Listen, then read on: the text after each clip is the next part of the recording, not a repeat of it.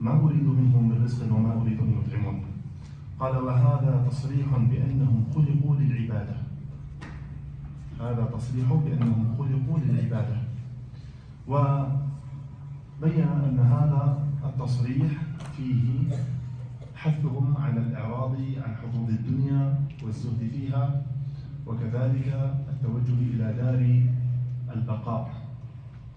ثم قال إن لله عبادا فطنا طلقوا الدنيا وخافوا الفتن، نظروا فيها فلما علموا أنها ليست لحي وطنا جعلوها لجة واتخذوا صالح الأعمال فيها سبلا. لجة يعني موجة بمثابة البحر. نعم. ثم قال فإذا كان حالها ما وصفته وحالنا وما خلقنا له ما قدمته، فحق على المكلف أن يذهب بنفسه مذهب الأخيار ويسلك مسلك أولي النهى والأبصار، ويتأهب لما أشرت إليه ويهتم لما نبهت عليه. وأصوب طريق له في ذلك وأرشد ما يسلكه من المسالك التأدب بما صح عن نبينا سيد الأولين والآخرين وأكرم السابقين واللاحقين عليه صلوات ربي وسلامه أجمعين. وقد قال الله تعالى وتعاونوا على البر والتقوى.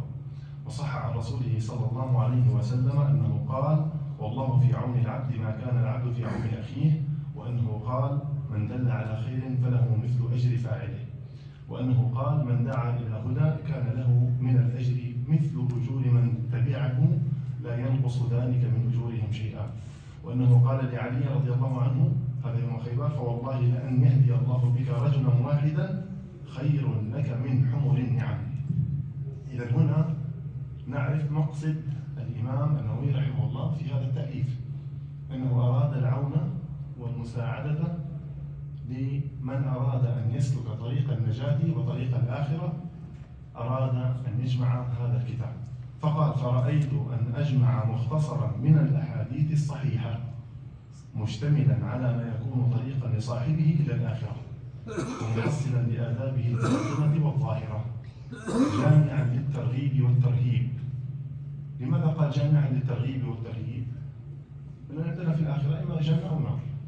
الجنة نرغب فيها ونسأل الله أن يبلغنا إياها وإياكم أجمعين، وأما النار فنخشى منها ونخشى من غضب الجبار ونعوذ بالله من النار نحن وأهلنا أجمعين.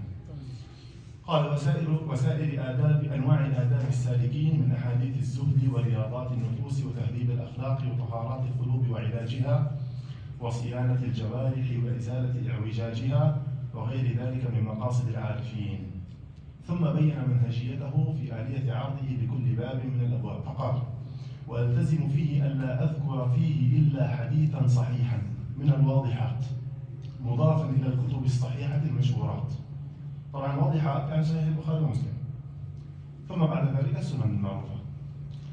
وأصدر الأبواب من القرآن العزيز بآيات كلمات وأوشح ما يحتاج إلى ضبط أو شرح معنى خفي بنفائس من التنبيهات. وإذا قلت في آخر حديث متفق عليه فمعناه رواه البخاري ومسلم.